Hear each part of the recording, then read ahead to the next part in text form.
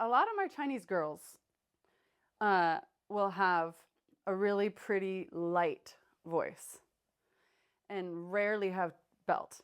And then some of my singers that maybe grew up in like a gospel church or musical theater, and they've been belting their whole lives, but they don't have head voice, so their vocal folds don't thin out. Riffs are so secondary to talent. Riffs are a skill that can be built, but like it is nothing to do with the beauty of your voice and your gifts. So get closer. This video is such a hot take, and a few lines are some of my favorites. The melody is still in my head. Oh, I love that. And I guess there's so much of the belting technique you have been using in that songs. I know you are a fan of the belting technique. Yeah. Do you mind singing some of the lines? Oh, okay. I don't think I've warmed up my belt today. We can try. Yeah, I'll do my favorite. My favorite part is the bridge. You've only scratched the surface of the depths that navigate, but there is a layer below that we could recreate. I could wade in a surface of unrequited love for you, but the ocean in my heart whispers the truth. That's chest, mix, and head voice. There's Thank you so much. There's a line I often heard: if you can cry, you can belt. Oh, I love that. Yeah. So you have to make sure you're crying correctly, and then it won't work. It has to be really whiny. So like when I went, I could wade in the surface. The way is that vowel I talked about. I could wade in the surface. You can hear my mix there. Because if I didn't mix, I could wade in the... There's a difference. Right, and there's the strain, and it just sounds like, don't sing like that. Like, it's too loud, right? Oh my God, I can't wait to try that at home tonight. Yeah. Like so many of I have to do more videos on twang for Douyin. People are actually commenting to make a part 2, and I haven't done it because I'm behind. But that's by far the majority of what I talk about is mix. What are the common mistakes you have seen people or students walking into your practice rooms? Within this topic of mix or? Any? Well, I always joke that there's 2 types of singers. There's the over-belters and there's the light head voice, no chest voice at all. So there's like 2 archetypes that have completely different set of training that I need to do. So like a lot of my Chinese girls will have a really pretty light voice and rarely have belt. And I think that's maybe just the former aesthetic of pop was light, but you guys can correct me because I could be wrong. But from what I've researched is belting hasn't been the predominantly like most popular technique until more recently. And then some of my singers that maybe grew up in like a gospel church or musical theater, and they've been belting their whole lives, but they don't have head voice, so their vocal folds don't thin out. And if we don't thin back out, we have an unbalanced registration, and that can create problems over time. So those are kind of the 2 main issues. Is like getting people to sing bigger can be harder. It's a lot of energy to teach that. Yeah, who doesn't want to sing with more powerful sound? That's where I come in. Yeah, and especially when Adele, Beyonce, though, bring those sounds in the sing. So exactly, and now that music is becoming more popular in China, they're like, oh wait, I want to sing like that. Yeah. Okay, you probably know my next question. We're gonna talk about runs and riff. Runs and riff. Oh boy, yeah. Is that getting popular in China? I think in terms of the R&B genres. Yeah. And I think you did some of the reaction videos for Shan Yichun, the artist who sings with Li Hongwang. So she does tons of the riff. But for you, what is a good riff and what is a bad riff? The only bad riff is when you don't hit the notes. You know, like it's basically built on the minor pentatonic scale. Ooh, 2 2 1 flat 7 5 4 flat 3 1. So any riff can kind of be in that container, and it can go outside of that, of course. But that's how I start teaching people, is like get that scale in your head, and then you start doing it more quickly. So the only bad riff is if you're not hitting the notes in tune, or it's too slow, then it's not really a riff. Or what I call it like slimy, if you go too fast and it just like, you know, that's what happens most of the time, is they don't have the articulation. So what people don't realize is it's a laryngeal movement. There's like a little bit of like a clicking that happens to get that articulation so tight. You can't do it legato. You can't do riffs with legato. Should we memorize some of the riffs? I mean, if there's a riff you want to do in a song, the goal is to learn all the notes of it, slow it down, use an actual like slower downer on the technology to really hear the notes. Because most people are like, okay, whoa, and they're like just guessing. And I was like, no, don't. That's what makes a bad riff, I guess, is you guess and you're not actually doing the notes that the singer's doing. Yeah. So I actually have some of the videos, and we can watch it together. Oh yeah? For some of the bad and good riffs, and I want to see. She's prepared. Don't want a lot for Christmas. There is just one thing I need. I mean, the video was like, you know, about one, but it was just one note. Like, you'd have to be so tuned in to hear that was wrong, you know? Make my wish come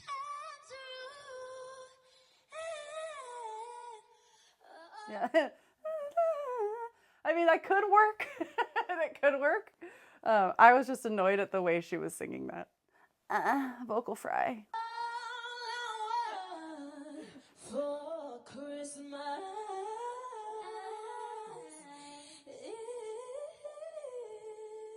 is Those are easier. That was sharp. I also have this thing, I did a whole video on this on my TikTok, is that I think over riffing is so annoying. Like, I don't think it's necessary all the time. And I had an amazing Korean student the other day, and he's so talented. And I said he was so talented, and he was like, he was so surprised. And because he thought talented meant you had to do riffs. I was like, riffs are so secondary to talent. Riffs are a skill that can be built. But like, it is nothing to do with the beauty of your voice and your gifts. So I just had to say that. Okay. so much.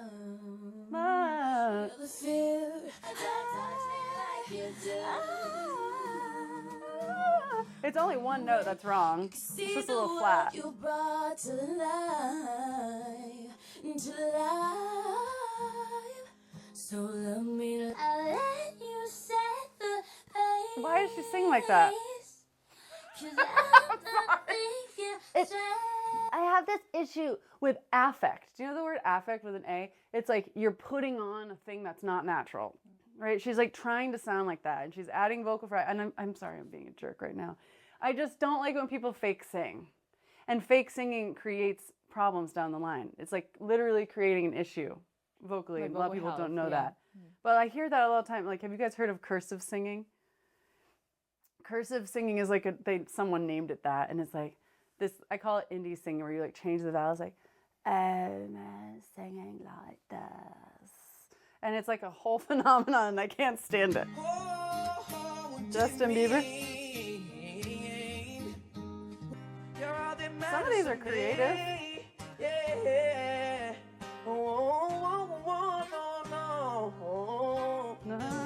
And so some of the issue is the articulation. Like the notes could be right, but they're not getting like every single note on the way down. You know what I mean? So you talk about the speed and the accuracy as well. So how should we train for that kind of speed? Yeah, like I usually just stick to the basic, like you do the five pentatonic notes, and you can just work your speed up. So like if you're a really beginner, some people are just going, and it takes them a while just to get the tonality. But some people are like, okay, ooh, ooh. And then I'll have them like dot it, like, ooh. And I'll do it on different vowels because different vowels can present different challenge, and then different registers can present a different challenge. Like, so it's harder in the chest voice because, as we talked about before, the vocal folds are a bit thicker. It's like, hey, takes me a little more focus than, ooh, which is so easy because it's so fluttery. So I would just work on speed in that. But you can also do it in just like a basic, like even classical scales.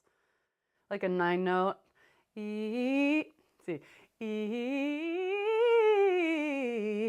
oh. I have to really focus on that laryngeal fluttering. Does that make sense? Yeah. So that's kind of basic, but like that's really where you need to be. And then when you see a run coming, this is a big one. You're like, okay, the run's coming. Or even if it's not a run, it's just like one of those triplets at the end of a phrase, like, oh. That's very common in pop, but that most people just skip those. Or like Adele, like, there's a fire. I have to have a moment of conscious awareness that that triplet is coming, because if not, there's a fire, which is what every freaking singer does. There's a fire. No, it's not that. There's a fire. Oh my God, so good. And that's just a triplet, right? It's just So right before that's coming, I have to go unlock, relax. I have to have a moment where I go, So I have an exercise that I do with triplets. E, o, ooh. Oh, that's hard. And then I have it dotted. E, o, ooh. Kind of missed it on the E. So much. I just made that up. I made it up because it just kept happening at the ends of all these phrases. And people were like skipping it or being slimy with it. So I was like, we got to make sure you're getting it clicked. Yeah. There are some type of singers, when they sing riff, they just sing like 2 notes. And then they think like, oh, I'm actually singing the riff. But as audiences, we're not feeling it.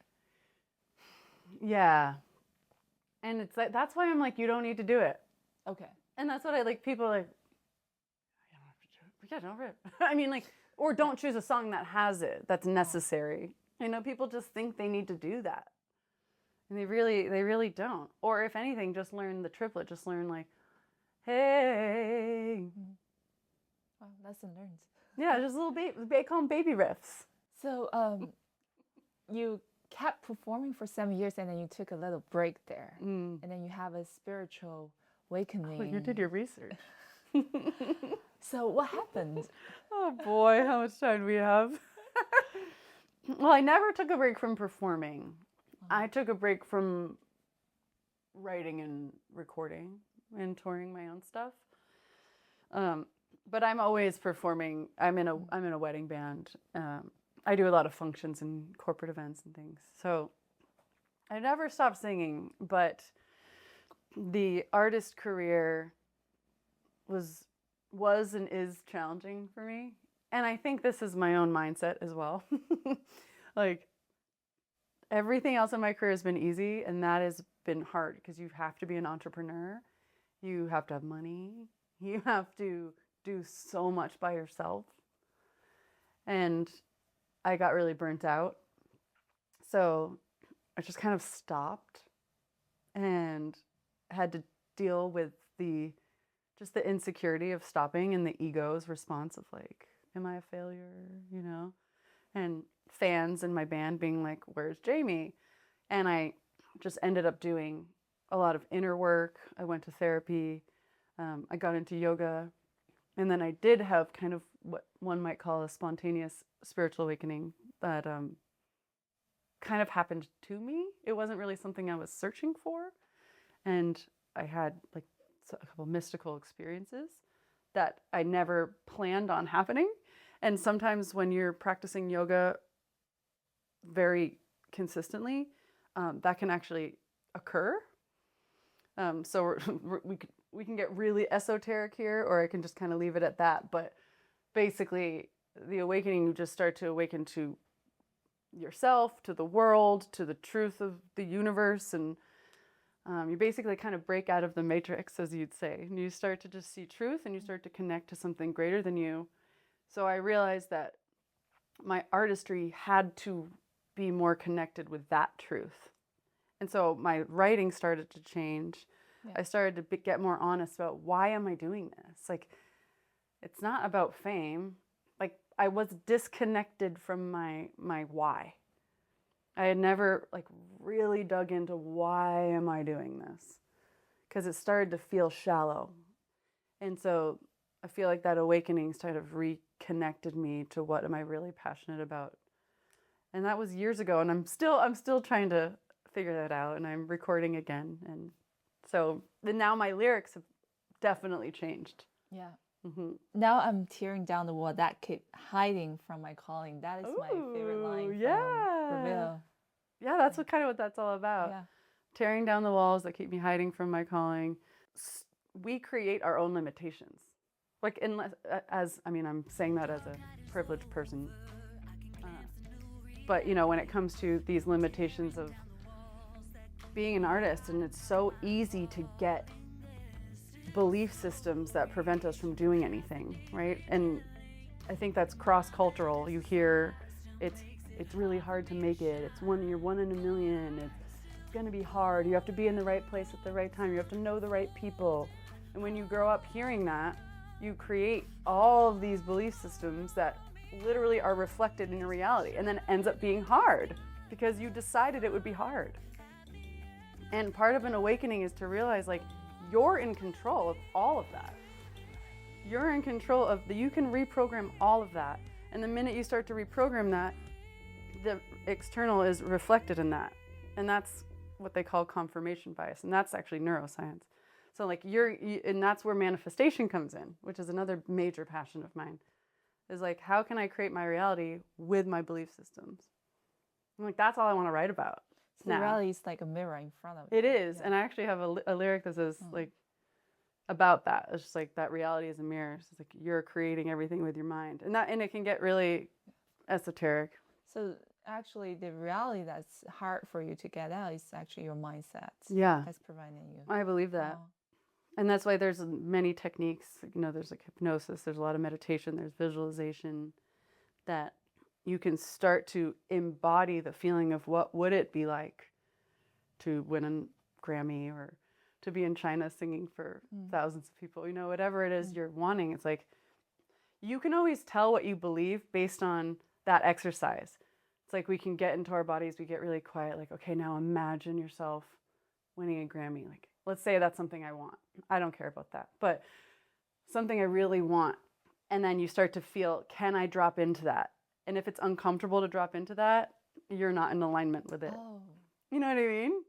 So one thing I did is I was asked to maybe do a concert in Shanghai. I don't know if that's happening, but I was like, okay, I feel excitement about that. Mm-hmm. So let me drop into the feeling of what that would feel like. And people actually like want me to sing there and sing on a beautiful stage with an orchestra. And it felt good and exciting. And I was like, okay, then I know that I'm in alignment with that. And I know I believe that I can and that it's possible for me. Do you feel that after those kind of awakening moments, does it help your singing? Yeah, totally. Because then you're like, singing is spiritual. And we can all be very academic about it and talk about the pedagogy. But from the beginning of time, singing was prayer. And now we're talking about the precision of riffs, when riffs are just a reflection of my experience that I want to share emotionally, right? And it's like riffing is just movement of energy and expression and love. And so when we get really like technical with everything, which I love getting technical, but when we get so focused on like sounding good and everything, we're losing connection of why we're doing it. And I think that's so common in academia. It's like, we want to be so good and we want to like be the best and we want to sound good and we want to belt high notes. And it's like, but are you connected to why you're doing it? Am I moving you with my voice? Am I moving you with my words? And so when we can connect to, and you don't have to call it spirit. You can call it your higher self. You can call it God. You can call it universe. You can love. Like, that's what's magnetic. Right? You don't have to have perfect technique. You have to have that connection, and that's what is going to heal the world, right? Wow, I'm gonna cry. Yay! That's the goal. That's the goal. And you mentioned about this word intention a lot from the starting when we talk about technique and also spiritually. So what does intention mean to you? Yeah, it's like, what's the driving reason for everything you're doing? And I talk about, when people talk about breath support and supporting the sound, I have this whole thing I talk about with what's your intention? Because you can have the most perfect breath in the world, but if my goal is to, like, when I was singing that song just now, I am intending for that phrase to move through my body. I have a reason to say those words. I want you to hear my words, and I want it to sound good, and I want to hit the notes. So I have intention behind everything I'm doing. And that's just like the micro version of intention. But like, what is my intention for writing music? What is my intention for doing this with you guys? What is my intention for having a Chinese TikTok? And so you have like the fire behind everything. You know, the fire is what needs to burn all these endeavors, or we burn out. So we need to always have the why, stoking the fire. I think right now in the digital era, which we are so hooked into those, data and SEO analysis and everything. For you, how do you see yourself as an artist nowadays? I am experiencing challenge with that. Because as a voice coach, which was never the goal, it was never the goal. I started voice coaching because it was better than waitressing when I was like 20, When I started doing that online, it took off. And it was like so easy to become popular as a voice coach. And I was like, oh, this is fun. My ego likes it because I'm a performer. But then I'm like, I'm not doing any of my music. And so now that I started a new TikTok with my actual music and doing performance reels, and that's so much harder to get engagement. And I have to learn like keywords and captions and things that feel so disconnected from the art. So I'm trying to find creativity within the process of posting, because I'm starting to get discouraged. And because it's so easy for me to post a video about high notes and have it go viral. And like, okay, we have what we call vanity metrics in social media. The numbers. I know it's like, how many fans do they have? How many followers? Yet it's like, well, is the art any good? Or are they just really savvy with social media? Are they beautiful? Do they have great lighting? But then there's artists that like just don't want to play that game. And it's a real challenge right now, because in the music industry, labels won't sign you unless you have hundreds of thousands of followers. So all of us are sitting here with a ring light trying to make lip sync videos, and it can get really discouraging. So I have to do my own spiritual work. I have to like take my own advice, right? So that's the smaller self being like, I'm not seen. This is hard, and like, what's my intention and my why there, and try and get the fire burning there. Talking a step further, so right now we have AR singers already on Spotify, and that's pretty frustrating. Yeah, I know. And I'm trying to figure out what makes me frustrated about that, because I don't have control over what people do with AI, and it exists, and it always will. What bothers me is that these artists are using the apps like Suno, and you can we could make a song right now in 5 minutes with prompts. And I don't know where they're getting the singing voices, but the singing voices are great on these apps that you can just program. I want a soulful singer to sing about a heartbreak on a Sunday afternoon with a cup of coffee in a blues format. And there's the song. I can upload that and the other 12 tracks I made today on Spotify, promote it on TikTok, and get hundreds of thousands of streams and passive income every single month. And that's what's happening. And I've been studied a couple of them. 700,000 monthly listeners on a robot named Nina Blaze, and she sounds amazing. And it came up on my Discover Weekly, and I was like, this is amazing. Oh, it's a robot. It's fake. And so I think what I realize what makes me mad is that people are commenting, oh my God, this is the most beautiful voice. Someone's literally like, this album is changing my life. And I was like, okay. And here I am making a TikTok with my ring light, singing about a spiritual awakening, and I get 100 views. You know, so it's more of my ego, I think, that's like a little bit jealous. And yet there is someone behind the creativity of that, right? That has figured that out.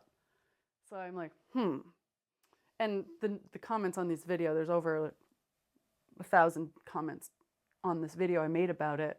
And there's a lot of discourse. Most people are mad, but there's a couple people like that are actually AI artists that are coming to defend themselves.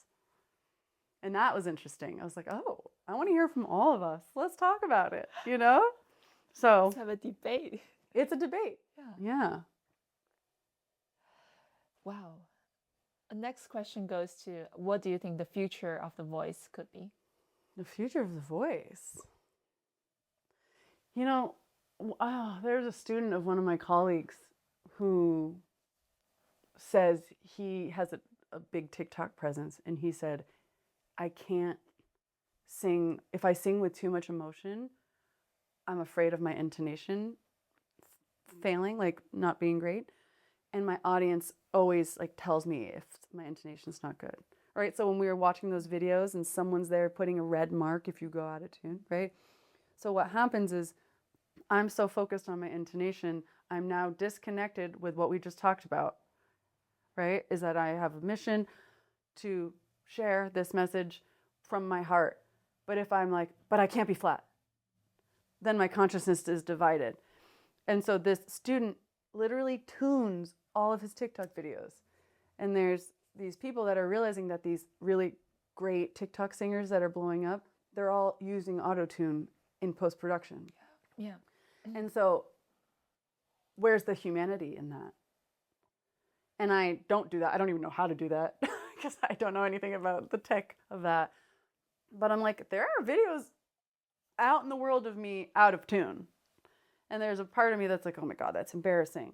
But like, that was the truth of that day.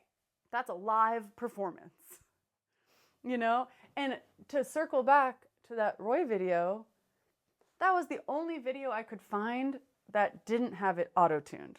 All these videos that I'm doing Voice Coach Reacts, they're all tuned. And so I'm like, how do I do a Voice Coach Reacts about like, all this already perfect? I can talk about like the little things, but you guys did all the pitch correction. But this Roy video is the only one that didn't have pitch correction. So it's also like not even fair to him that I'm like comparing it to these other people that have the tuning, you know? So to bring it back to your question, I hope that we can connect back to the live performance and the humanity of the human voice that has a lot of flaws. But I would love it to just stay beautiful and connected as opposed to just like, let's be so picky about pitch and perfection and runs. And at the end of the day, that's not what it's about. Yeah. Actually, like thinking that those pitch correction are just tools, but it becomes like a signature voice effect, Yeah. which doesn't really make sense. I know. Yeah. Yeah, so it's like it can be used as like a cool like effect, but we can't be doing that all the time. I think it basically comes down is how do we feel our body, because vocal is so unique. For me, I play the piano. Piano is like always there, you know, Yeah. and it's grounded. It's solid. You know, there's people tune before each concert, but for voice, it's different. Each set, each gig, each concert, you have to take care of yourself. Yeah. Yeah. And it's temperamental. You know, like it can change. I can be tired from going out last night. I can be tired from performing. My voice can be swollen because I'm menstruating. Like, we are very temperamental as vocalists. Something I ate, coffee, alcohol. Do you have any routines or checks to help taking care of the vocals? Yeah, like I should be doing more of a routine even when I have no performances. I think a lot of us singers can say that we're not so good at that. Maybe anyone? But before performance, I always do a minimum of 10-minute warm-ups. I'm always very hydrated. I have tinctures. I have a steamer if I need it. I have a nebulizer if I need it. But I am not a very like focused, fastidious like singer about my vocal health. I think technique takes care of a lot of that. Hydration, good technique, and sleep. Like those are really the main things. Because you can still have coffee and a glass of wine. Like some people are like, absolutely no dairy, no this, no that, no that. Like no, some people don't even eat before singing. But that could be their, you know, their constitution. They suffer from acid reflux. But I'm like, the only thing that really messes me up is alcohol before a performance. But as long as you're hydrated, you've slept, and you're really warmed up, that's all I care. I have welcomed you